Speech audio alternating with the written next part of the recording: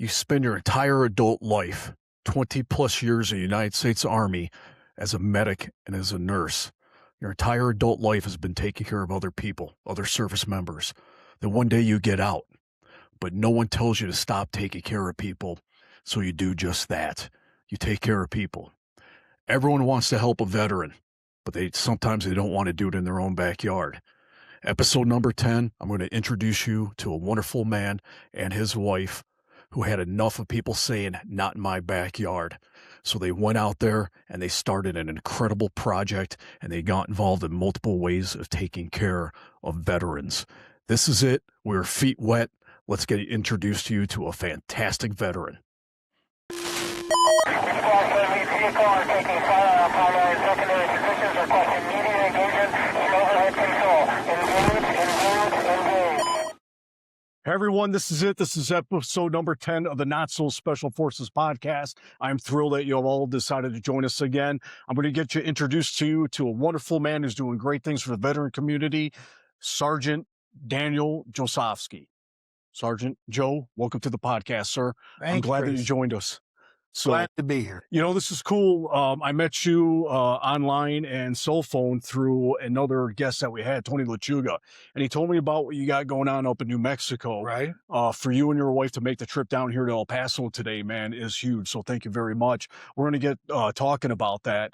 But just having you here in person, this is always a special treat for me. I'm used to doing things remote, so I can actually have you here in studio. This is great. So thank you very much for making the trip down here today. Appreciate you inviting us. It's always a great trip to come down to El Paso. Always a great trip to come to El Paso, right?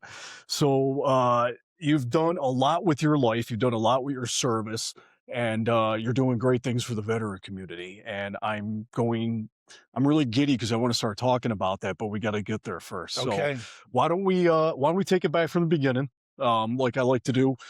Tell us, where you're from, what prompted you to join the Army, what you did. Wow. So that's a long story. It's an open-ended question. So. As of a couple of weeks ago, that's 61 years. My dad's first generation American. Okay. He was a lifer in the Navy aviation. Navy. Yes, sir. Okay.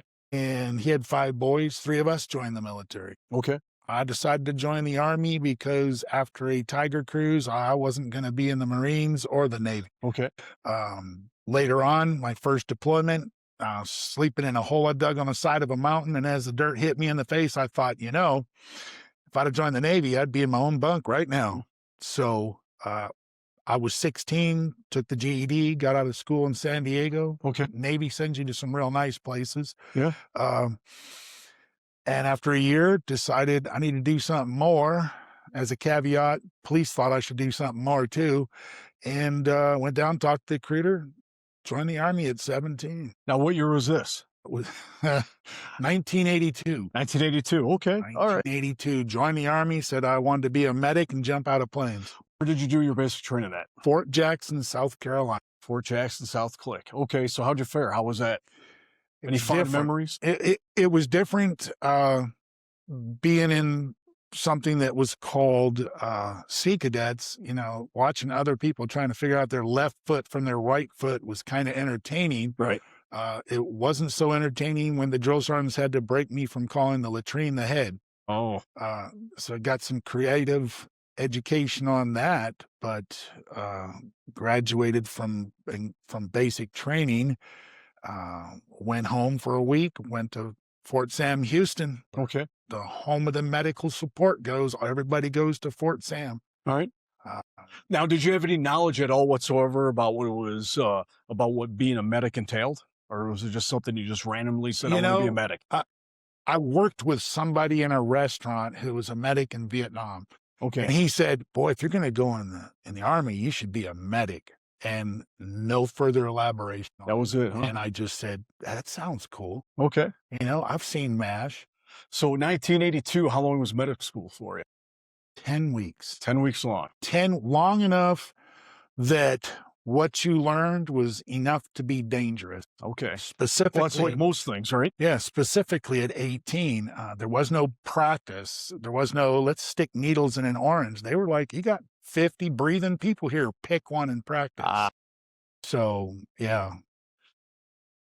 Now, looking back, because you obviously moved through your Army career as a medic, right? So Yes. looking back, do you think that 10 weeks schooling prepared you enough for what you were really having to do or no? And prepare me for shit. Didn't prepare you for shit. Okay. No. All right. My first duty station was as a infantry medic Okay. at Fort Lewis, Washington in 1983. I showed up. They had given me 3 sets of medic whites that by the time I got a chance to wear them later in my career, they had turned yellow. Oh, it was In that the long, huh? back. It was that long, yes, sir. Were they just in the bottom of a kit bag, just in They the bottom were of a they sea were bag or basically something? in the bottom of my duffel bag Yeah. for forever. Oh, okay. So All right. that's So- the way that went. How was that being a medic in an infantry unit? I mean, 1983, 1984, what was going on? Do you have any kind of deployments during that time? At that time, most of your mid-level leadership, so your above squad leader, your platoon sergeants, your battalion commanders, your sergeant majors were all Vietnam vets. Okay. So what we did was based on their experience and what they felt the shortcoming in their education and their training was. Okay. I showed up. I had no clue what it was like to be a medic other than our instructors at medic school were Vietnam medics. So we had all this knowledge and didn't know what to do with it. Mm. And I went to the field with an aid bag that somebody else had packed and given me with all my gear. Went to the field and I got out in the field and they said, "Hey, you got here just in time. We're going back in." And I said, "Great." We had flown out on Hueys. And I said, "That's great. What time the helicopters get here?" And they said, "Boy, you in the infantry, we're walking back." Oh. And yeah, it was many miles home, Okay. many miles. Good And times. what I found out as a brand new infantry medic is that you weren't a medic. You were part confessor, part voodoo doctor, part marriage counselor, part savior. There were all these things that were mixed in that you were So suddenly rather supposed than to just know. regular body trauma, like a sucking chest wound or a broken bone Oh, or that a stuff's gunshot that- wound, they we- brought everything to you, huh? We were taught about that. That was an easy fix. You know, the trauma, the physical trauma was easy. Okay. You could cover that in 10 weeks. They didn't cover the trauma of, we were in the field once that stuck out with me, and the platoon sergeant of the platoon that I covered was a Vietnam veteran. And the lieutenant came and asked me, "Doc, you got to go talk to Sergeant J." And I said, "Well, I don't want to talk to him. He mean." So I went over there and he was in the tent and he had a red lens flashlight and a green lens flashlight and was shining them up on the roof of the tent. The lieutenant was like, "He hasn't moved in an hour." Mm. So my answer was, "Fuck you want me to do, sir?" Right. I'm going to learn this off the hook. And it was, he was having whatever we had done. I don't remember, but whatever we had done for training that day had left him in a bad place. Oh. And he was just silently venting. And that was my first experience. I think maybe I was 19 and was this old guy. Geez, he must have been 35, 36. And he was just venting and he talked and I listened because I didn't have anything to say Right. for about 2 hours. And Did you feel like you had to have I mean, you said you were 19 years old, right? Did you feel like you had to stand up a little bit maturity-wise at that time? Because you're still 19, right? I mean, you got this 10 weeks of training, whatever these old Vietnam vets taught Yeah, you, but did something like dawn on you, be like, all right, I need to be a different person yes, now than who absolutely. I've been up to this point? Absolutely, because for some reason, you're a support element. Everybody supports the infantry, as they say. Yep. But these guys were just asking you questions that I had no life experience.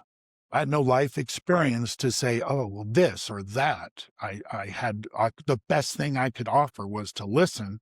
And most of the time, that's all they were looking for was Okay. somebody to listen. Yeah. So I feel that I matured real fast Yeah. before we did our first deployment. And my first deployment was when I was 20. 20 years old. Yeah.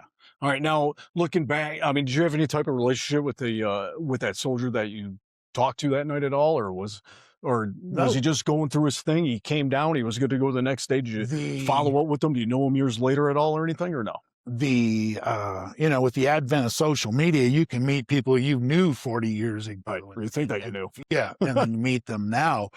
But no, he was a real hard ass. He was the platoon sergeant of the infantry platoon that I was the medic for. Okay. And after that, because I didn't really say anything, like I said, I just listened. And after that, I feel that maybe I was up a notch. Okay. In his view. Right. Most of the time, if we were doing movements or road marches, I set myself up with either the platoon leader at the front, platoon sergeant in the back. Okay. And I guess the nicest, because he was from the 173rd in Vietnam, and I think he tolerated me after that would be the nice place to put that. He tolerated me. All right. So it gave me that, yeah, you were right. I had to step up my game after that. I really had to be more mature than I felt. All right. So after, now you mentioned your first deployment was coming up. Yes. When did it happen? Where'd you go? November of 85 to June of 86, our unit was the first straight leg infantry unit that got sent to something that was called the Multinational Force and Observers. In the Sinai, it was from the Camp David peace accords between Egypt and Israel, and we were the first unit they decided to send that wasn't either from the 101st or the 82nd. Okay. So it was a 6-month rotation. Now, had the 101st and the 82nd been there doing that job before you, or They no? had been doing it. I think we were so long ago, 7th or 8th rotation. Okay. So they'd been doing it just for a couple of years. Okay. And then we brought on and went over there, and that was a real eye-opener. Yeah. Were you guys on like both sides of the Suez Canal when the ships were passing We were through? actually on the east side of the Sanai Peninsula. On the Sinai Peninsula. Okay. So we were at a place called South Camp. South Camp was really far down south on the tip of the Sinai Peninsula. Okay. And we covered from there up north to the border between Egypt and Israel. Okay.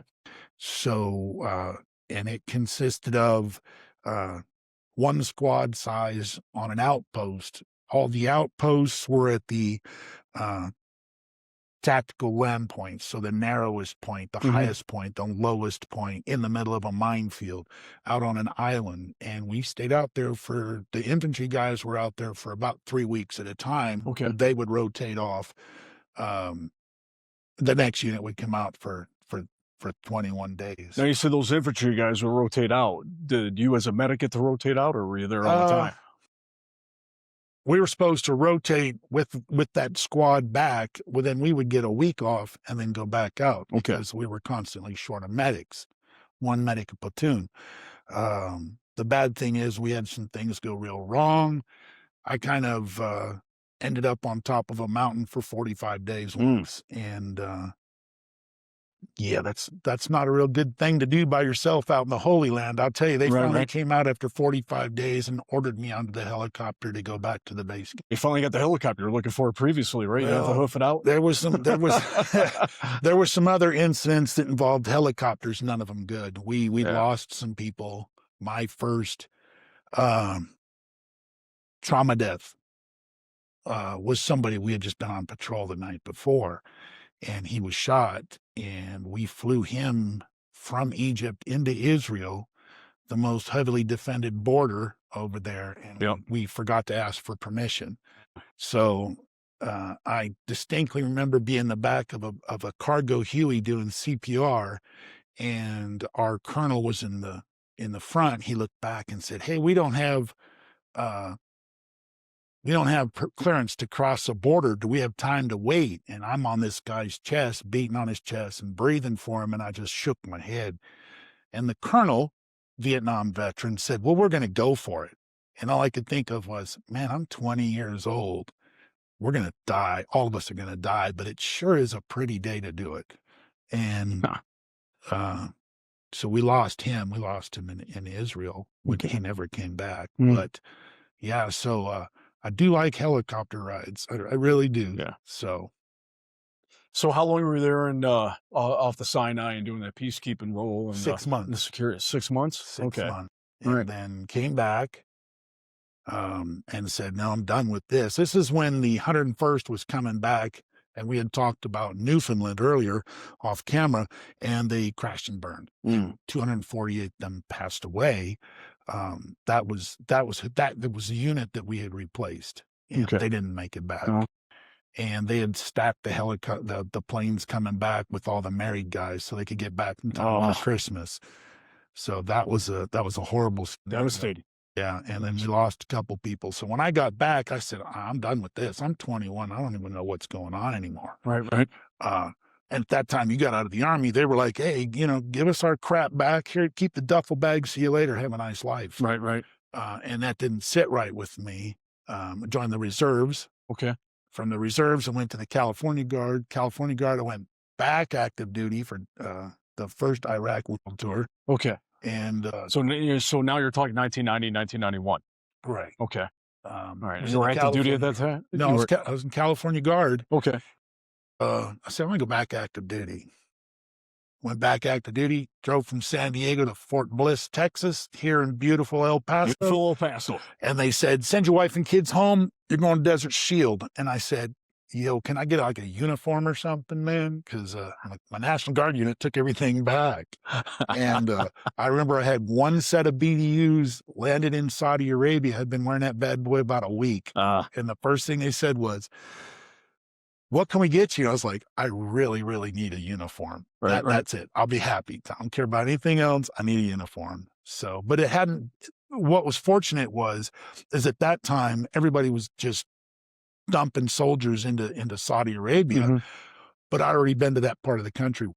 Okay. So the culture shock into Arabic lifestyle or working with Islam wasn't as big of a culture shock to me. Yeah. I mean, you had tasted it before. You had experienced it before, right? Yeah. Okay.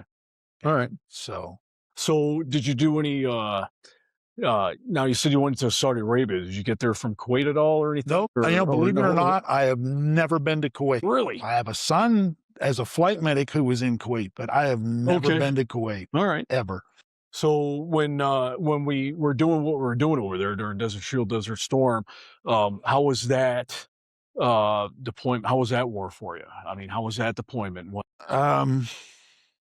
It was different because now I was a medic in an armored cavalry regiment, Okay. the ACR from Fort Bliss. It was different in that I didn't have to put everything on my back and walk.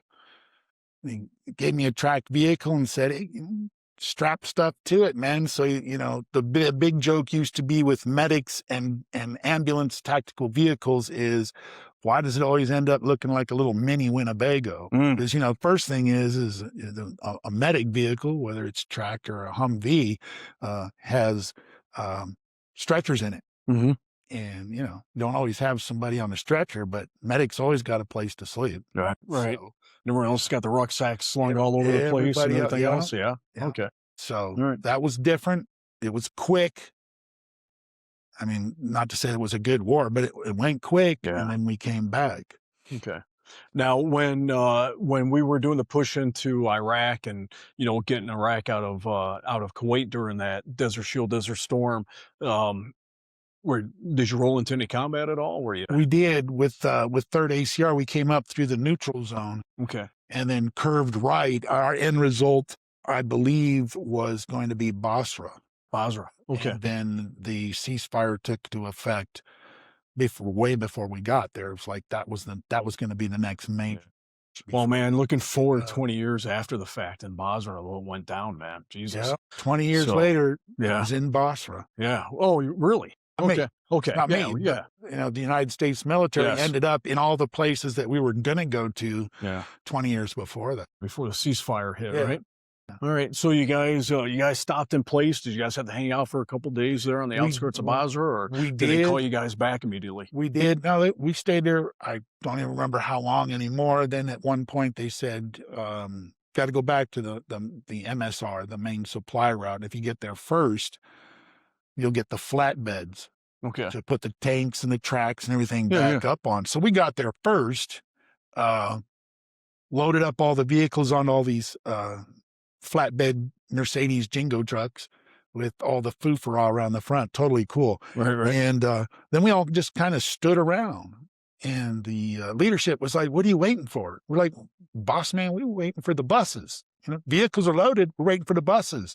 And they said, "No, get on the track on the back of a truck." And we drove for several days through Saudi Arabia On the back of a flatbed, on or the back of a truck. flatbed on top of a 113 or a God, 577 I haven't heard that forever, man. that we had packed full of stuff. Right. And we looked like a bunch of hobos going Yeah. through, and Hell every yeah. every village we went through and everything, people were yelling and screaming and waving and happy. Right. And yeah, I've not thought about. I think the last time I physically ever seen a 113 was, I think, in Tunisia. The Tunisians had them, and this is Yeah. well into the 90s then, man. But yeah. you know, and I think they had the open top ones with the mortars in the back. You know, they might have had an 80 mic in the back. Oh, But man, I was like, man, those things are still rolling, man. They So are, just dude. to think about that. the interesting part is that when we went into Iraq was really heavy on, hey, they're driving a lot of the same equipment that we are, so be really Yeah. careful. There was a couple instances of fratricides, Oh, just I believe friendly it. fire, I because believe it. you know, Yeah. Iraq had Yeah, I the same remember looking equipment we back, did. man, and Yeah. you know, and then and not to detract from your story, but I remember going through my training after I got out of boot camp with 29 Palms. That was something they had spoken about Desert Shield, Desert Storm, about the friendly fire, Mhm. and like, when you're on the radio doing a call for fire, you got to know what you're looking at. You have to Sure. know, man. And that's when we came up with all those different markings, you know, and then the markings of vehicles during different times and everything else to change the markings, because Right. Uncle Sugar supplied a lot of people a lot of different weapons and tank systems and everything else. And they're your buddies one day, and next day they could be your enemy. And you Next day you might have to go back and take it back. Yep, and just yeah, so I can appreciate hearing something like that, man, because that was something that they pushed upon us, about having to make sure you know what you're looking at, man, before you pick up that Yeah. radio and call for a strike. Got to have those markers because everybody's buttoned down. They all look the same. Yep, all the same. So after Desert Shield, Desert Storm, what did you do? I came back here to Fort Bliss and basically got to see El Paso. I had literally drove here, sent my wife and kids home, put my truck in the motor pool, and I think within 2 weeks was in Desert Shield. Okay. So we got an opportunity when we got back. The first interesting thing was they said, "Hey, El Paso's giving us a parade." I thought, great. They said, "We're marching in it." I said, "That's not really the parade I expected." Right. So we're going to walk in the parade. And I remembered that I just invaded a foreign country in a vehicle, but now I'm going to walk through El Paso. And that was my first experience of where stuff is in El Paso. Right.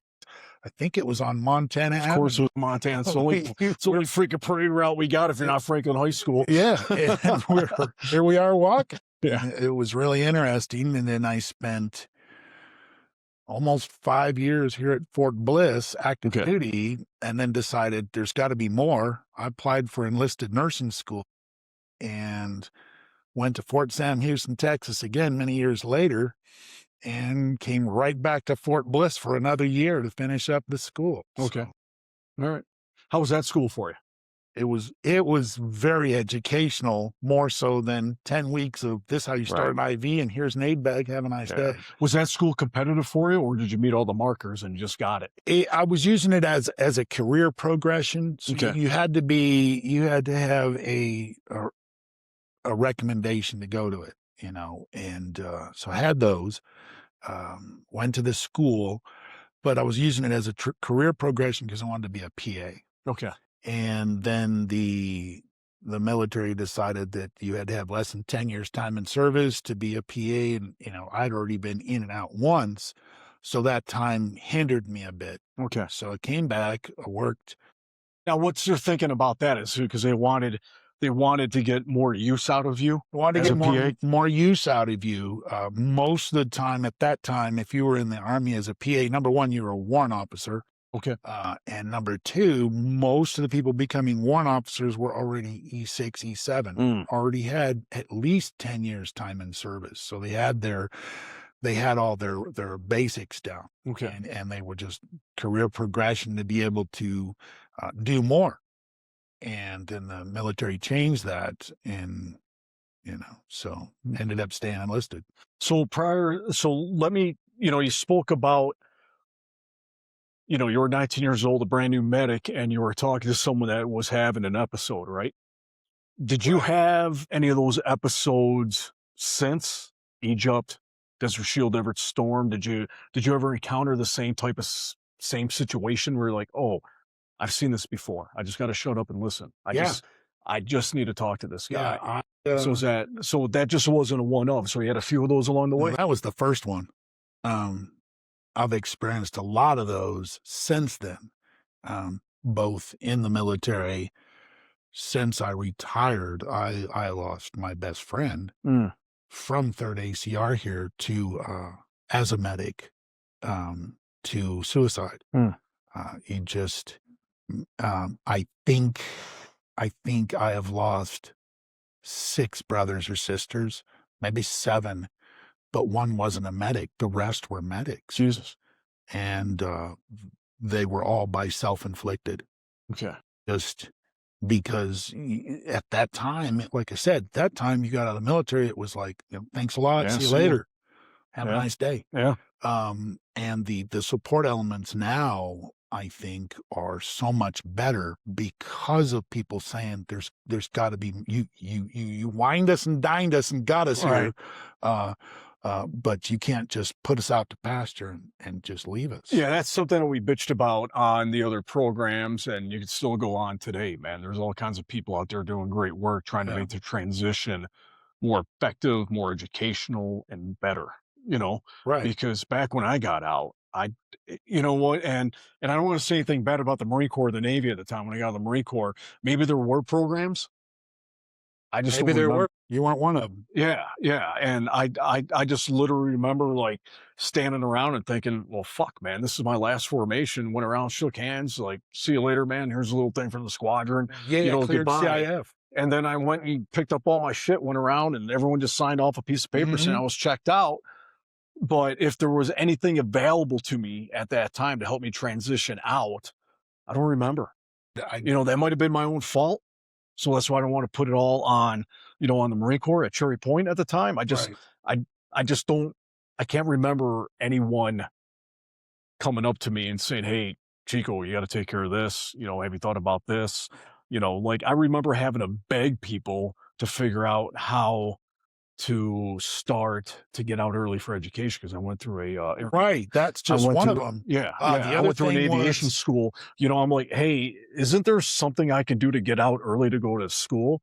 They're like, "Yeah." I'm like, "Well, what do you know about it?" "Oh, I don't know. Talk to those guys upstairs." yeah, I'm like, "Hey, I want to get out early to try and make this class down in Florida for this aviation school." And everyone's like, "All right, man, let me see what I can do." and now they have school drops or what they call skill bridging. Okay. Now, if you're getting out, Oh, I that's work great, a lot man. with a lot of Air Force people, and they're like, "Yeah, I got skill bridge. I'm going to drop 6 months early and go to work Yeah, I think or go to school." I think mine, I went on terminal leave with like maybe 30, I think, total, because I had to catch that one class down in Fort Lauderdale. I Right. think it was just a matter of, me having to, I think maybe 31 days, 31, 32 days looking back, I think is when Yeah. I got off my contract. Yeah. So I really didn't get off of it. They just let me go to school instead of, so, okay. Yeah. So some of the guys I've been speaking to, man, the transition opportunities now are far better, They are. thankfully. And I think that changed because enough people kicked up some noise that said, "Hey, we're just got," like I said at the beginning, your recruiter wined you and dined you and wanted you in, and they weren't treated that way at the end of your career, whether it was 4 years, whether it was 10 years and you got jacked up and you had to get out, whether you Right. did your full 20, in whatever format. Like I said, I've been in so many different formats of being in the military. But at the end, They were just telling people, well, it's great. Here's a list of stuff that you could go do. First time I got out, they said, go to the unemployment office because I couldn't get hired as a medic in the civilian world because I wasn't 25 yet. Oh, geez. And they said, hey, we can get you a job building coffins. That was my first job opportunity when I got out off active duty. I was 21. I had been in charge of lives on remote locations and just came back. They Building said, we can get you a job building coffins. And the reason behind it is that the government will pay this guy half your wages for the first 180 days. And I thought, yeah, what happens day 181? It usually fires you and gets somebody else coming out of the military. I thought, man, I got to find something else. I really got to find something else. But it's like Section 8. It's like Section 8 work, man, for a vet that's getting out. Yeah. The government's going to pay for half. And it just, all of that, I don't want to say built up in me, but it built towards where I was going. Mm-hmm. You know, I was trying to help veterans, but it didn't seem like anybody else was. Culturally, in our country, everybody loves a soldier till the war is over. Yes. Kipling wrote a story about that. You know, everybody loves a soldier till it's peacetime. Then it's a unnecessary expense or whatever. But historically, many countries that had fine military always supported their military when they came back. And then something happened when we as Americans, before my time, but we as Americans decided that we would hold that draftee or that person that did his duty and went to Vietnam. When he came back, he was ostracized, called baby killer, got spit on, whatever. When I went in, mid-level management in the military was Vietnam veterans, so they were kind of jaded. When I went back active duty and went to Desert Shield, Desert Storm, big conflict, a lot of upper echelons. Now we're talking the generals and the sergeant majors now, the leadership were Vietnam veterans. So we were treated different by other veterans. They knew what we expect. And I remember coming back from Desert Storm, landing in Bangor, Maine. For some reason, Bangor, Maine is where everybody seems to go. And they said, leadership said, when we get off, there might be this, there might be that, based on when they returned from Vietnam. So they opened up the bird and we could hear down the tunnel into the airport. We could hear all this screaming and yelling. And we were like, not this time around, baby. And all of us went storming down this tunnel, ready basically just to kick ass and take names. And came out into the airport, into the terminal. And at that end, it was all the people of Bangor, Maine, waving flags, and the VFW vets were there, and they were playing the band, and it just all the yellow ribbon stuff and everything else. It caught us by surprise. That's what we weren't prepped for that. Right. We were still fighting last time's battle. Yeah. And it really struck me that at that time, I may not have recognized it then, but at that time you can do great things at a grassroots level. Yeah. So. All right. So what, so I'm trying to think now, what year did you decide to get out of the Army? Which time? No. Going forward, in 1998, they came out and I was working as an enlisted nurse. I worked in newborn nursery in the NICU. Okay. I told them that if I had to be in a hospital and I had to work with babies, I wanted one small enough I could pick it up. And they came out and said, hey, who wants to get out early? And I had 12 years in. Oh, okay. And they said, who wants to get out early? We'll give you some extra money that you can get out, but you have to join the National Guard or the Reserves for 6 years. I said, I can do that. Heck, I've been in the Guard and the Reserve. Sure. Got out, moved to New Mexico, got a job, went to my first National Guard drill. And they said, you just get off active duty? I said, yeah. And they said, you want to go active duty? And I said, yeah. And got mobilized for the New Mexico National Guard border mission, augmenting Border Patrol and Customs and Enforcement technically I was off active duty for about a month Okay. and had a new green ID card and was back at work. Back at work. So did that for several months. Finally made it into the New Mexico National Guard, where they said it's 1 week in a month, 2 weeks in the summer. And 9/11 kicked off about a year later. Okay. And everybody, the whole scenario changed, whether you were National Guard, Reserve, active duty, nobody knew what was happening next.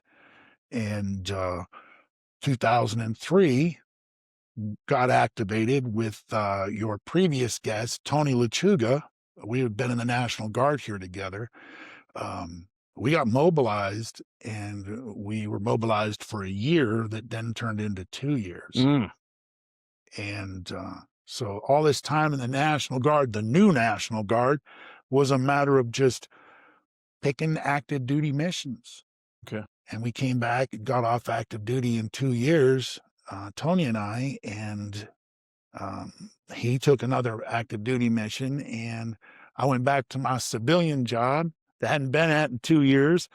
And 97 days, because he had a 90-day, at that time they had 90 days. You couldn't redeploy for 90 days. And 97 days later, Hurricane Katrina hit. Then they called up New Mexico and said, help us. And now we had talked offline. They flew some KC-135s down, and we man-packed an aid station down south of New Orleans on KC-135 refuelers, and there's no room. And did another mission. Ended up doing technically 4 deployments, I think, in the National Guard. And then one day I decided to have a heart attack before we did the last mission when I was going to retire, and it was going to be to the MFO that I had been at in 1985. Woke me up in the middle of the night. I didn't feel a thing coming on. That year we did 2 deployments, and I'd done a school up in Santa Fe. It was a busy year, and I just woke up in the middle of the night one night, and I said, ooh, that doesn't feel right. Being a man, I said, well, maybe it's indigestion. Never had indigestion in my life, so I had a glass of water. That didn't help it. Went back to bed. As I laid down, I said, hey, if this still hurts in the morning, I'll go see the doctor. And then right before I went to sleep, my smart brain said, you just killed yourself.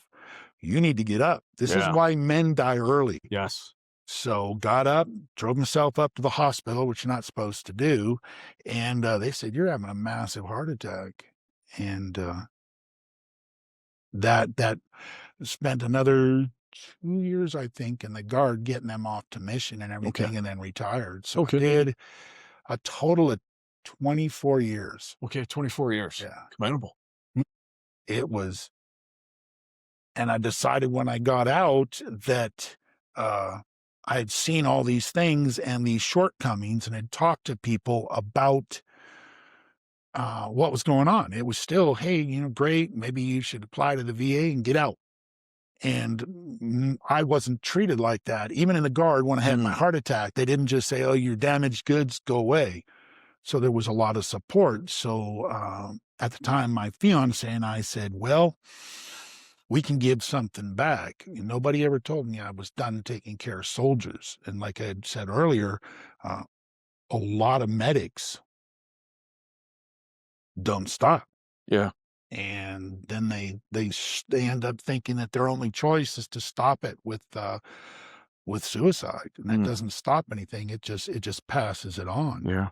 And so my wife and I made a promise. We said, we were working at the time doing feeding homeless and veterans and stuff. And what we found out was everybody thinks it's a great idea to help somebody, but we don't want to be doing it here. Let's do it somewhere else. And they even had a term for it. It was called NIMBY. NIMBY. Not in my backyard. Not in my backyard. Let's help somebody, but not I don't want to do it here. Do it somewhere else. Yeah, I want windmills to generate electricity, but I don't want them to disrupt my view. Not my seashore. Right. Yeah, on my seashore, not my mountain range. Yeah. Yep. And we got an opportunity to buy some land. What year was this now? This was in 2013. Okay. All right. So just before because I have a feeling we're going to start talking about what you're into now, right? So from the time you got out until this now, what we're about to, what was going on in your life, Dan? What? I had become a single parent, Okay. 4 boys, and I was busy working that, being in the National Guard, working my day job as a nurse. Okay. And Where are you doing the nursing work at? I worked up in New Mexico. Okay. I do respiratory nursing. Okay. And but I felt when I got out of the Guard, when I retired, that there was still something missing. There was still more I could give back, and how was I going to do it?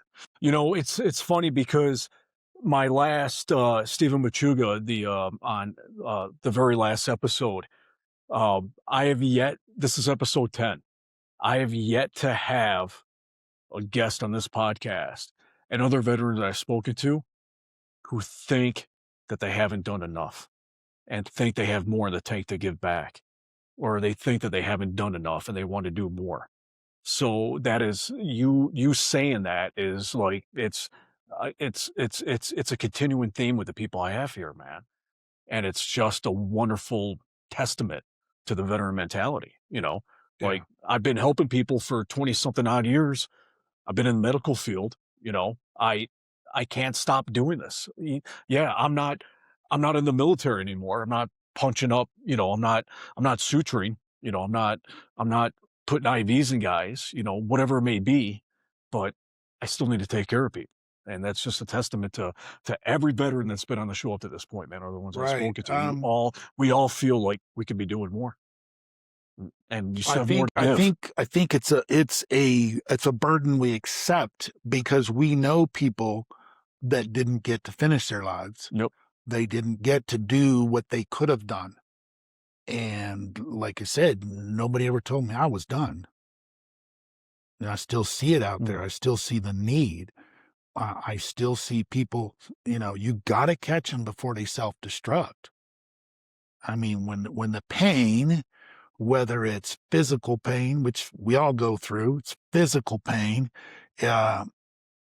emotional pain, because let's face it, we're men and we'll go see the doctor in the morning. That emotional pain builds up. We don't talk about that. And the psychological pain, the mental pain, and that never goes away. And at what point, I have friends that said, that's enough, I'm done, and I'm going to end it, and proceeded to do so. When my wife and I started our nonprofit, she said, how do we know we're a success? And I said, because we helped one person. Yeah. That's our goal, one person. We're not big, we're not making a profit. We'll help one person, and we'll go on from there. Yeah. So, what you guys get into? We decided we were going to help veterans, and we made a promise that if we got a place, and it was a house, small house on 46 acres, and we said, if we get this, if it goes through, we're going to give back. We're going to help veterans. And we got the place, and that's when we learned about NIMBY. So we tell people we're going to start a nonprofit to help homeless veterans, put them in contact with where they need to go. And so we bought the backyard. So we took that excuse away. We took that power back. It's our backyard, and we can do with it as we want. Okay, you can't stop us from doing it. And then right after we bought the property, that was in right the 1st of October, I believe. We were at the Earth Day Fair. We were walking through it, and this guy was advertising something called Earthships. Earthships. I said, what's Earthship? He said, we take repurposed material, build a house, live off grid. I said, that sounds cool. I said, where are you going to do it? He said, I don't know. I don't have any property. And I said, cool enough. I have 46 acres. So I know a guy. So we combined with a thing that was called Foxhole Homes. And they came out. We did this test build of a 119 square feet Earthship, completely off. 119 square feet. 119 square feet, because at 120 square feet, you need to get a permit. Okay. And they do great work. Because the average garage is 200 square feet. Right. But you're talking one person whose choice is living behind a dumpster. So let's upgrade. Yes. Let's not throw on your gas, electric, water, rent. So all those things were incorporated in it, and it cost us just under $7,000 to build this Earthship, completely off grid, Really? Self-sustaining. self-sustained, $7,000. under $7,000. Interesting. A lot of volunteers. Well, let's back up for a second. So you were speaking to others in your community. Right, You hit the NIMBY syndrome, right? Right. Not my backyard. And then you go out, you pop this 46 acres, right? right. And then did you get any kind of pushback, any static from the people, or No, were you no. like, hey, bitch, this is what we're doing. We We- were all about supporting it Believe it or before. not, Now I've done this. I mean, did they come on board with you? Or believe did it you or not, they were happy because it wasn't in their backyard. Okay. All right. Fair enough. We were out of town. We're out in the county. I took the excuse away from you. And yeah, we took the excuse away. We owned that power back. Okay. And not only did we not get any pushback, everybody thought it was a great idea. Okay. As long as you're not in my backyard. Not in their backyard. And one of the greatest things is I meet people. I meet a lot of people, a lot of veterans, a lot of active duty, and you find out that there's a lot more veterans doing a lot more things at a grassroots level than you think. You don't even notice that they're doing it. Right. And I met a guy, his name was Gary Paulson, military veteran, and he's a famous writer. He wrote a book called The Hatchet. Okay. And so I was kind of pitching this, and I was saying, this is what we're going to do. It's great things. He said, how you going to do it? I said, I ain't got a clue. This man who I spoke to reached into his pocket, said, I did good at poker last night, handed me $1,000 and said, keep doing it. So that, like I said, that responsibility, that calling, I have never been told to stop. Mm. And so, like my wife said, she said, well, make sure you tell him that people, with the advent of social media, you meet everybody everywhere. I do have people that call me in the middle of the night, people that I knew, people that I've never met, and I listen.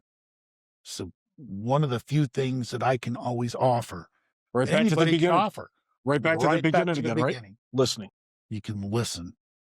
This person's not asking you for advice. If they get to that stage, they will. But what advice can I give to an 80-year-old veteran? I can shut up and listen. Yeah, you ain't telling an 80-year-old veteran shit. Yeah, You know. why not? And what am I going to say? One of my wars lasted 100 hours, man. What do you think of that? Yeah. So, it's that responsibility I feel I've never been relieved of my duty, not to just paraphrase a guard duty. Well, I mean, that's heavy when you think about it. It's commendable too, right? They're like, so we were speaking about previously, yeah, I'm done active duty. Mhm. I'm done wearing a uniform. I'm not done yet taking care of people. No, It's a giver's heart. It's allegiance to your oath, right? it is. And It's allegiance to your neighbor. It's allegiance to your veteran. It's allegiance to your community. I have brothers and sisters I've never met yet that we walk the walk and talk the talk. Yeah. I do have, the bad part is that I do have people that call me up in the middle of the night and we talk for hours. If I have to be at work at 8, that's regardless. But what my wife likes to point out sometimes is that when they're done talking, I'm the one that's now going to be silent, because who am I going to talk to? Yeah. And you have to, because Yeah. Who does Sergeant Joe call? yeah. And if you I see your have point. you have that soul burden is so heavy to carry. If you talk to me for hours and you feel better, now I've got that bad mojo, and then who am I going to talk to? Right. But if you have your resources, then that burden is spread amongst people, not just one person. Beautiful. And that makes a huge difference. All right. All right, everyone, we are back from a quick and needed break. We're going to continue the conversation with Dan. So, Dan, before we took the break, we were talking about 46 acres. Yes, sir. Up there in New Mexico, and what you're doing there, and how you're taking care of the local veteran homeless population. what is all of that entailing for you? What programs, what nonprofits are you part of? What have you created? What are you doing to have such an impact on these veterans' lives? So where we live, which is in a rural community, the homeless population isn't that large, but they drift. So we get a lot of transient population moving through. Okay. Um, my wife and I decided, like we were talking about, if we do something, we get these 46 acres. We've bought the backyard, and we can do what we want because nobody can tell us what to do. Although we did learn that they can a little bit from the state. But we met these people from Foxhole Homes. We built an experimental earth ship. Okay. So by an earth ship using repurposed materials, there's actually a community up outside of Taos that's run by a gentleman named Mike Reynolds. Okay. And they build around the world, they build repurposed material off-grid homes. And we're talking about, like I mentioned with ours, 119 square feet, about the size of a tiny garage, Right. to thousands of square feet, multiple stories, having gardens inside of them. Okay. And they, like I said, they have a class up there, a school, as it were, an organization called Earthship Biotech. If you ever get up to Taos area, go by, check them out. Yeah, Taos is a place I want to check out, man, before I punch up at El Paso. I think it's a beautiful, beautiful, it looks like a beautiful area, man. Taos is absolutely incredible, and I Yeah. see why people stopped there in the 2,000 years ago, 1,000 years ago, 500 years ago. I see why people stay. Okay. It's absolutely beautiful. You go up there across the Rio Grande Gorge. It's just Gorgeous. it's where you'd want to live if you had peace and quiet your whole life. Okay. I sometimes tell my friend we come up there and stay at his place to recharge our batteries and hang out with the hippies. Okay. It's great. It's really great. All So this Earthship Biotech's up there. That's what they do. This is Mike Reynolds. That's what the Mike Reynolds was the founder. Okay. When we decided to build teeny tiny Earthship down here, a gentleman showed up, another veteran named Ryan Timmerman.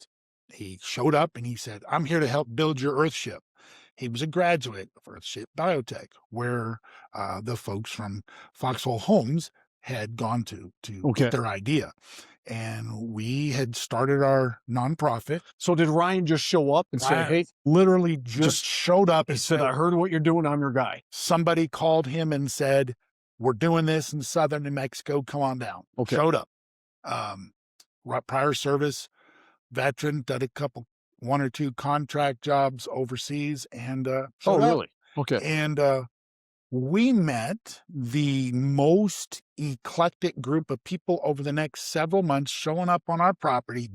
One guy showed up on a bicycle Really? from Montana, said, "Hey, I'm here to help you build this Earthship." And we built an Earthship. The organization, Foxhole Homes, had ended up getting donated 100 acres. Oh. So they moved on. We got a teeny tiny Earthship. But we had all these veterans that said, "Hey, I was here. I was doing a contract. I was doing work, and I'm leaving, going home. Here's an RV." So all of a sudden, we had these RVs, which then we got told you can't hook up to sewage or anything. The RVs? So it's not like the regular. And because we're rural and we're on a septic tank. Okay. But so we had these RVs, and so we put in a power pole and ran a water line from our well, put in a shower house, and we had folks staying there and RVs, and said, "You stay here for a year. When you leave, take an RV with you, man, because I don't want them." And so that worked out. Okay. There's challenges working with any demographic of people, and veterans are no different. It's Ryan who did this. Then he went back up north, started his own nonprofit, and bought 45 acres and got some Earthships, has built a plethora of all these different designs of off-grid housing up outside of Taos at a place called Veterans Off-Grid. Whereas we had people that are more transient and go, because nobody wants to be in southern New Mexico when it's 100 in the desert. So a lot of times we have folks, and we've talked, said, "Hey, you're in Taos, when the winter hits and the snow is in the feet, come on south." It's something that as all these grassroots things start off, we start to combine and network. Okay. I would say 95% of the people we're in contact with is all veterans that have said, I didn't quit, my oath's not up, there's still people I can help.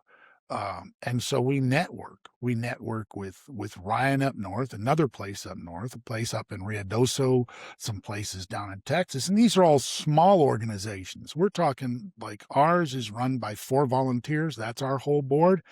We take care of veterans. There's some big ones. Veterans Off Grid's a larger one. There's another one that's called the VIC, and it's out of Albuquerque, and they've actually built a like short-term lease apartments for homeless veterans. Okay. Because what happens is it comes down to is, how are you going to help a homeless veteran? Then you ask them, what came first, the homelessness or the reason you were homeless? It's regardless. You have to address it at the same time. You can't fix one without fixing the other. Yeah, makes sense. So we keep in close contact.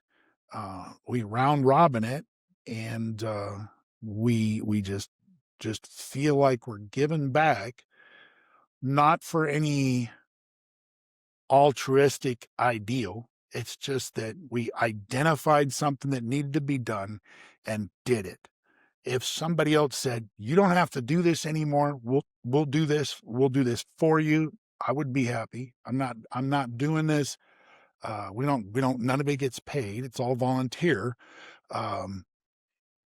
And one time somebody asked me, said, well, why do you do it? And at the time, my wife didn't know why I did it. And I had said, well, I'm not trying to buy my way into heaven or bribe my way out of hell. You can take that for what it's worth. I don't get a sense of satisfaction unless somebody I've worked with has decided to continue with their life. Oh, yeah.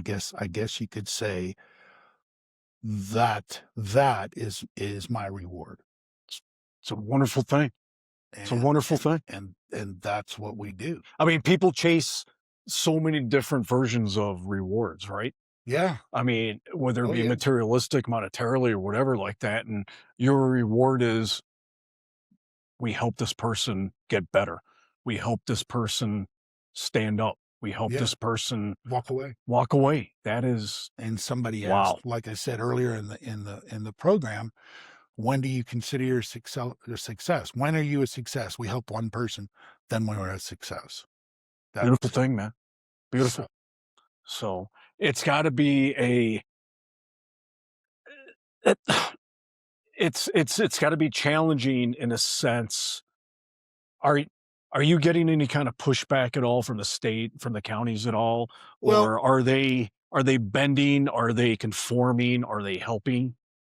Where we got the most pushback was the things that we're doing that we identify as needing to be done, and we didn't ask for permission. Okay. The nice part is you never know when you're going to run into a veteran that will say, hey, you're supposed to be doing this. Well, we didn't do that, but look what we did. But you didn't do this, but why did you do that? I said, well, we were trying to help. We didn't do this intentionally. There's no financial gain. We did it in a position of ignorance, and we skipped the step. And we have never had the pushback where somebody said, well, there's no start over. Well, there's no victim though either, right? Yeah. So fuck it. Yeah, that's what I've said. I think a majority of veterans have always said 'tis better to ask for forgiveness without doing it for permission. Yeah, absolutely. Absolutely. So when I was active duty with the National Guard with Tony Lechuga, we used to say, well, what happened was, my wife always knows if I start off a story, because we were talking about stories during the break, if I start off a story as this is a no shit story, she knows that no matter what I say after that, no matter how insane it sounds, no matter how stupid it sounds, no matter how far-fetched it sounds, it is the truth. Well, let me ask you. Let's hear about it. You got one of those? You got one of this no shit story you want to share? Yeah. Okay. You had asked me. I was introduced to you offline as Sergeant Joe. Right. And when I went in the Army at 17, my last name, Josefosky, first name Daniel, got to my first permanent party duty station as a private infantry unit. Platoon sergeant came in. The roommate I had an invisible dog named Jim. An invisible dog named Jim that lived in the barracks with us. This was your roommate? My roommate and Jim, the dog. So, it went from there. And so we would go to formation. He wasn't there very long. He was getting out. And we would go to formation, and my roommate had to stand at the end of the formation so Jim could fall in next to him, and he would proceed to talk to Jim. Yeah.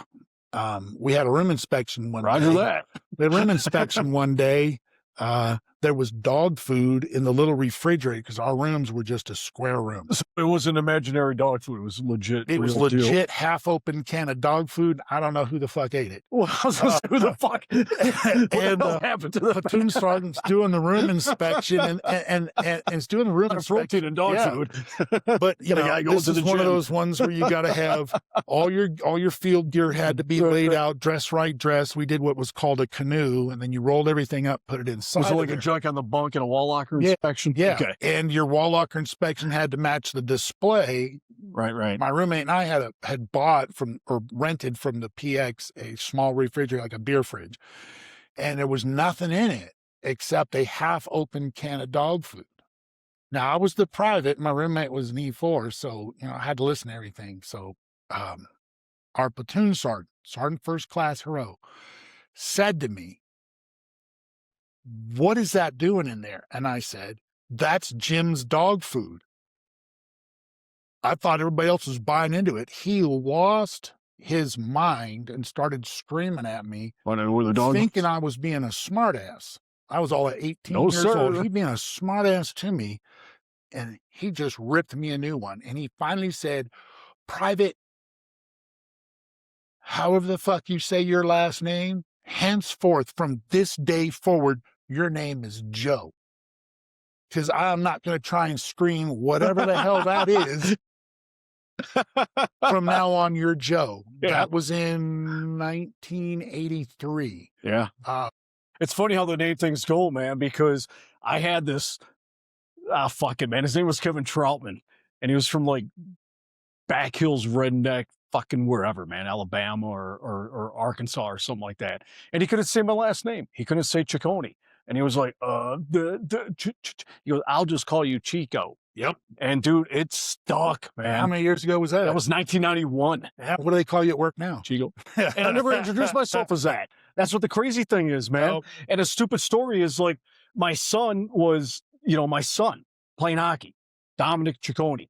The coach was getting so frustrated at him. He's on the ice and he's yelling, "Dominic, Dominic," and he wasn't getting his attention. And he wanted to move off, like he wanted to move a little bit. Yeah. And my son wasn't hearing him. And the coach grabbed the board and he started shaking. He goes, "Chico!" And my son looked and he goes, "Move over." And it went on another freaking generation, man. My wife and I looked at each other and we're like, that's how it starts. So I have children in the Army. I have siblings in the Army. And it's funny that with the last name like Josefosky, that none of us has the same nickname for the last name. Oh, really? I have a brother whose name was Sergeant Skeeter. I have a son whose name was Sergeant J or Sergeant Ski. Okay, of course. But I'm the Sergeant Joe, I guess, because I went in first. Yeah. I have a brother in the Air Force too, and they had a nickname for him too. Now, were any of them ever called Joe and they corrected them and said, "No, you can't call me that. My brother's got it." Nope. Okay. But when I enrolled on VA.gov and at my Healthy Vet login, they said, "What's your handle?" And I put in Sergeant Joe. So I'm the only Sergeant Joe allowed. Oh, okay. Nobody else can be called that. Now, let's fast forward that. So the guy's trying to log in, I know who the poser is because he's the Sergeant Joe. The Sergeant Joe. Okay. That was in 1983. So it flashed Jesus. forward many, many, many years. One of my last deployments with Tonalichuga was to a thing they do in the Philippines called Balakatan, Okay. where they do a big exercise. And there was a fellow there, another medic named Sergeant Ernst. Unfortunately, he's passed away. Hmm. We talked about that earlier. And we were walking down into the Ville, and he said, "Hey, Sergeant Joe, I heard a lot about you, but we've never been on a deployment or a mission together." I said, "No, I'm kind of famous." And as we walked into the Ville, and this is a no shit story. See how that works? Yeah. As we walked into the Ville, all these little kids come up. And what do you think they said to us? They said, "Joe, hey, Joe, give me money, Joe." And so I looked at Sergeant Ernst and said, "Told you I was famous." So it was a ha-ha moment. Yeah. And we went down to this place called the Glacier Bar, and we were smoking cigarettes and drinking 15-cent sodas. And some minivans rolled up out of the jump. Bunch of dudes jumped out in uniform. The last guy to get out of the vehicle was about 6'7", big black fur sergeant. And he said to me, "How's it going, Sergeant Joe?" And walked into the building, and Sergeant Ernst looked at me and just went, "That's insane." It had actually been my platoon sergeant at Fort Bliss from 1995. Sergeant Joe's legit. And it was like, Told you I was legit. Yeah. So yeah, it's just the way it goes. Like you said, that name, you get it from one group or person or anything. You can't pick your name. No. And it sticks with you for not only that career, but going on into your life. And Yeah, like yeah. you pointed out, yeah, it's liable to go on. Yeah. I remember being a kid as a dependent, and we were at unit functions for my dad. He was in the Navy. And people would be yelling, "Hey, ski." And I never knew what they meant. You fucking ignored it. That wasn't me. Yeah. That was my dad. My Yep, dad yep. was ski. I'm not ski. Yeah. So let me ask you something, because you and your wife are helping veteran, besides taking care of the homeless veterans in New Mexico, the Earthship homes, working with Mike and Ryan and your network up there. You're taking care of vets who got into trouble a different way. And Veterans Court. Yeah. let's talk about that, because that too is important. What are you doing? Well, I used to argue a lot on social media because it's entertaining and you can find somebody to argue with at any time. And so I was arguing with a nice enough guy up in New Mexico, whose name was Chaplain Jeff Swanson. And we'd been doing this for a couple of years. And then one day he said, "Hey," just arguing politics, religion, my football team's better than yours. Right. And he said, "Hey," or, the standard Army Marine rivalry. And he said, "Hey, we're starting this program called Veterans Court. And I want you to be a part of it as a mentor." And I said, "Man, we argue all the time. What's this going to be about?" There's a point in time where you have to put away your opinion of politics and you have to put away your opinion on religion. It no longer matters. We've moved beyond that. If we're helping each other, politics and religion shouldn't have a place in it. And he said, what we do is a veteran that gets in trouble with the law for a non-violent reason, or drugs or alcohol or Something simple. Yeah. And they've lost their way, I guess you could say it. Made a dumb mistake. And so they get, a recommendation from the prosecutor or the judge or something. And somebody says, would he be a good candidate for Veterans Court? And so he's explained this to me. So what happens is they still have to go through whatever you would do just as though you were as a civilian. It's not, some people say, well, it's the old boys network. You're taking care of each other. We sure are. Yeah. We sure are, because we're told to when we were little and we were young. The difference is that as veterans, we know, what the standard is, what the expectations were, and you've lost your way. So as a mentor, it's not my place to help him per se, or tell him, I'm not the drill sergeant. I'm not do this or else. but I'm there as somebody that he can call or contact at any time before he loses his or her way again. So a veteran gets popped for whatever, freaking something small, personal use dope, Yeah. maybe a Which is a big one. DUI, or maybe, you know, small theft, Yeah. Or all the above. or the whatever. So does the prosecutors recommend him for veterans court? Right. Or are there advocates who are looking at the case docket and says, hey, with take as this small as we guy. are, it's the recommendation of the court. Okay, Hey, what other asset do we have that can help. that could help this person? Okay, The flip side is it's not an old boy network. It's we know you know what the standard is, and we're gonna, as veterans court, not as a mentor, they're gonna hold you to a higher standard. well, I think that I'm trying to think of the right words to say here.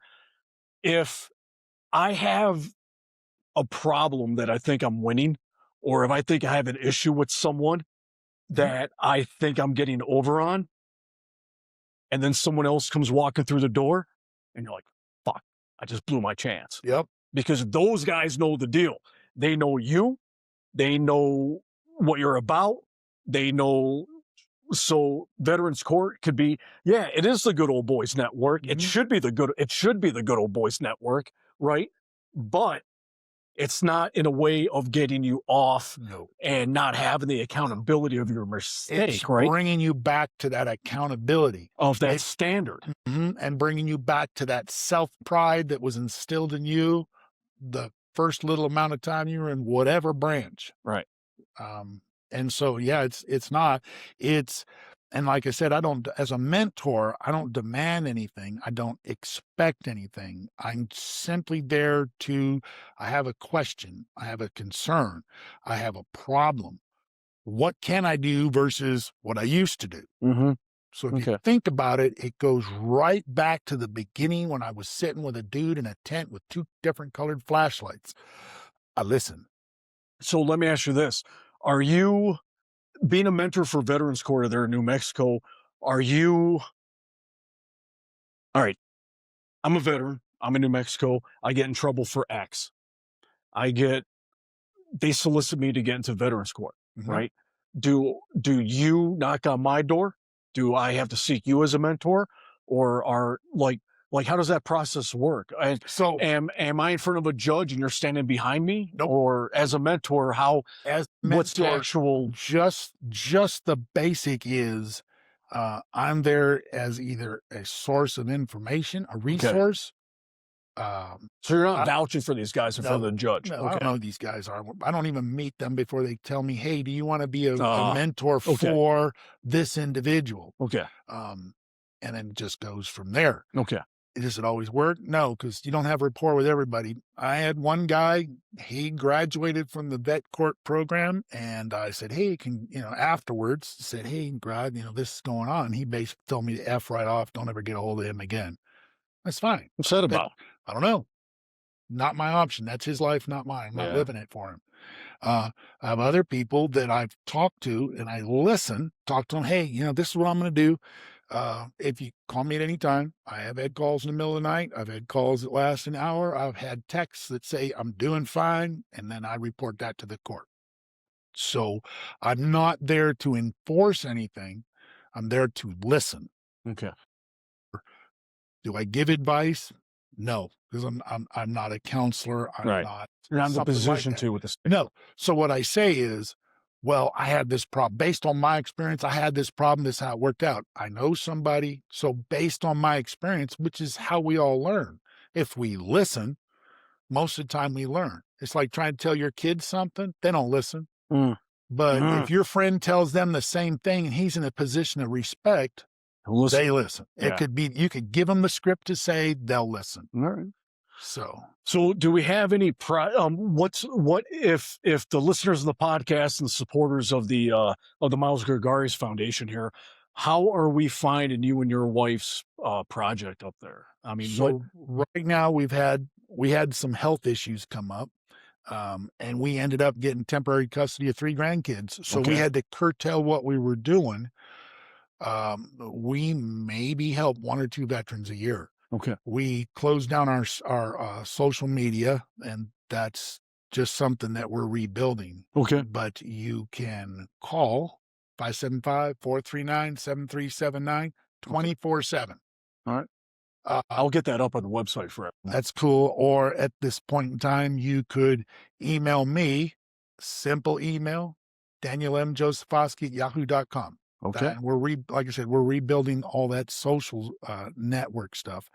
And right now, Who's taking care of that for you? we don't have anybody, which is No. why we're rebuilding it. All right. Well, maybe if we have some interns who listen to the podcast, or if we have some volunteers that would like to step up and help, because the original project, where did I get Fiddlers Green from? Fiddlers Green's the name of our nonprofit. Okay. You want to talk about that? We started. So Fiddlers Green, we started, like I said, we got the property. We needed to do something. We have a transient military population, Right. or veterans population that does move through. We do end up getting a lot of times a donated RV. Right. Now, I'm not going to rebuild RVs. I don't know what to do with them. So we have people that stay. When they leave, take the RV with you. Work on it. It gives you a place to stay. The hard part as a homeless veteran to get any services is the first thing the VA asks you is, where do you live? What's your phone number? What's your email address? Just like you asked me. And it gets overwhelming real fast to try and get services, and third dumpster on the left behind Walmart is you're not going to get your mail. No. And the VA is really good about, in a lot of cases, is setting up appointments and letting you know where you need to be, just like the military. If you don't show, they're real good about shutting everything right back down. So we work with that. We work with pointing people in the right direction. And like I was talking about with grassroots nonprofits like ours, is getting somebody placed. Right now, we can get people placed in Albuquerque. Okay. And actually in Las Cruces, there is a place called Community of Hope. And if you are tired of being homeless, and this applies to everybody, it's called Community of Hope. And working with the city of Las Cruces, they are guaranteed if you are done and you need a permanent place to live, they will have you off the streets in 30 days or less. Really? Huge success factor. VA down here in El Paso, really good resource with their El Paso Housing Authority. I can give you that information for later on. But if you don't know and you don't ask, then nothing gets done. No. Right now, we're rebuilding up to, we want is a more of a transient population, but people stopping short term. We were doing it for a year at a time. Okay. That was okay, but we found out that some folks don't mind being helped, but then they don't do anything for a year. And then that's, we don't feel that we met our mission statement of helping somebody if they just camped out for a year and then moved on. Right. So, we're not putting anybody out to pasture unless you want to have your own pasture. And if you want to do that, there's BLM land right next to us. Yeah. So what you had the health issues, you took on the grandchildren, you had to cool some things off. Next year, 2 years from now, 5 years? No, right about now. Last grandchild left and actually went to work up north building earthships for veterans. So we're building back up. Okay, fantastic. What is the number one thing that you want everyone to know about what the work you and Amy, your bride, are doing? What is the most, we talked about I help someone. This is my why, as long as we know. But moving forward, what is the number one thing that you think you can impress upon people listening to this podcast and watching it on the importance of what you got going on? And it's easy. Check in your community. Get involved. There's no reason not to. There's no reason to, let's face it, we have homeless everywhere. And people are homeless for two reasons: because they want to be or because they don't want to be. But homeless is a situation that's an end result of something else. The bad part I found that comes with veterans is if you're already getting paid every month, let's say, and then now you get a check from the VA and you're used to eating shitty food and sleeping in a hole in the ground, what's to stop you from doing it now? So Yeah. I've talked to veterans that say, why should I have a house? Yeah, I'm good. This is New Mexico, man. It don't get cold but 3 weeks out of the year. Um, in regards to veterans, it seems like they feel that society withdrew from them, so there's no reason for them to go looking. They'll stay away from society. Veterans that only feel comfortable with veterans, that's so prevalent. We have so many veteran support groups now that are still privately done. The VFW is one of the largest ones. You know, it has an impact on what they do, and it has one of the easiest organizations to join. All you have to do is go somewhere and get shot at and missed. Yeah. You can join the VFW. I mean, that's it. Go to conflict, come back, join the VFW. Then you have the Disabled American Veterans. We spoke about that. Yeah. Super great group. Get involved. Then there's the PVA, the Paralyzed Veterans of America. Right. Super group. Gets a lot of stuff done, gets a lot of stuff changed. Yeah. These organized groups, these huge groups devoted to veterans welfare, they don't work unless veterans support them. So that's what it comes down to is, what do you have to give back? Not what I do, not what Amy does, my wife, the reason I do most stuff, or anybody else. Anybody starting something grassroots has seen a need and said, enough, there's something I can do. You're doing this. What prompted you to do this? Right. You saw something. You said, I see something. There's got to be something to do. And you did it. Oh. So if you see something, do something. You know, that's a good message, because like what we were talking about before in other episodes, we have veterans who always think they could have done more, right? Well, they can continue. They can do more now. They can go out there. They can help guys like you. They can help you in the work you and Amy are doing. They can go out there and they can get involved with these groups, the VFW. They can go out there and get involved with the PA, you know, the paralyzed veterans. You know, they can go out there and get involved with the DAV. You know, so we can do more as veterans. We're never done. We're never done. We always have more to give. We always have more that we can do. We always have more we can take on, and it doesn't have to be a full-time gig. It doesn't have to be an empty wallet, you know, an emptying wallet transaction for these guys, man. No. You know, you can simply pick up the phone and say, hey, this is who I am. I've got X amount of time.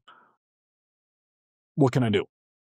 Right. Trust me, there's a lot of people out there who will say, thank you, and this is what we need help with today. Yeah. This is what we need help with next week, next month, next year. Volunteer. The biggest thing that gets done is volunteers. Yeah. But in this day and age, everybody says, not everybody, but a lot of people say, well, that's government's responsibility. Well, you know, we see how that goes most of the time. So let's fill in. Right. Let's help out. Let's get it done. We were adjusted, I guess would be a good word, trained, brainwashed, whatever term you want to use. We volunteer. Most of us veterans volunteered. Some of us got an invitation from Uncle Sam, but then they taught us the first person that you're accountable with is yourself for whatever else. But if you weren't, if something happened, you had somebody to the left, you had somebody to the right, you were never, ever walking alone, ever. Never. And when you get to that feeling that you feel like you are, you're still not. Reach out, say something, ask. Yeah. You know, we talked about when I had my heart attack, and the thing that kills men the most is you go, maybe it'll go away. I'm a man. I can take care of this. And, or like we discussed, when you were in the military, and I'm sure a lot of veterans can agree with this, don't tell them that you broke something. Don't tell them that you hurt something. That'll impact your career. And then when your career is done, there's no record of it. So then you're starting behind the power curve. A lot of times, and a lot of young people, their first major job in moving out of the house is into the military. Where there is an established authority figure that tells you what to do, when to do, how to do it, and what to wear when you were doing it, and then they'll pay you, and then they'll give you some place to live, be that as it may. Won't say anything about the accommodations, and then 4 years or 5 years or 10 years, thanks, your service is no longer needed. Have a great day. And you're on your own. You're on your own. So nobody should ever be on their own. No, not at all. There's too many willing, able, and capable veterans that are out there right now, man, that are able to step up and help, and then help each other. Yeah. There's. I'm not going to say there's no need for this in a sense of there's no need for veteran homelessness, man. We got too many good people out there. We got too many veterans that can get involved to take care of their own, man. And too many support elements, but it doesn't work unless you talk about it, let people know, and bottom line, listen. Listen. What do you think? Anything else you want to cover? Well, so what happened was no shit. Yeah, I think that's what it comes down to. We give a life of service, no matter whether it's 2 years, 4 years, 1 year, 20 years, 30 years. But once we raised our right hand, nobody ever took that back. Nope.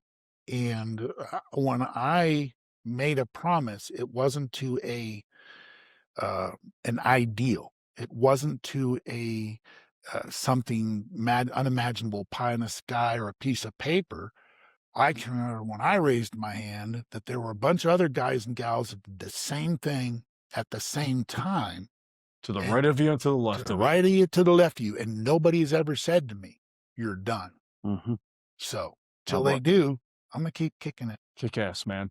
Your efforts have been commendable. Thank you. So for what you and Amy are doing out there and taking care of us, taking care of the veterans, man, it's a wonderful thing. And you guys are, I hope you guys get some support in all this. Yeah, man. it's thank you. Thank you all for the what you're time. doing. Thank you. All right, everyone, this is it. This was episode number 10. I want to thank Dan for being here today, coming all the way down and visiting us here in El Paso. We're going to get all of his links linked up at the bottom here. Make sure you go out there, and vets, get involved, okay? Veterans, we all have an opportunity to take care of each other out there. Dan's doing it, his wife is doing it, and you can do it too. So get out there and go help some other veterans, guys. We can do it. You can do it. There's no excuses. So, Dan, thanks for coming here today, sir. That is it, guys. We are feet dry. We are return to base.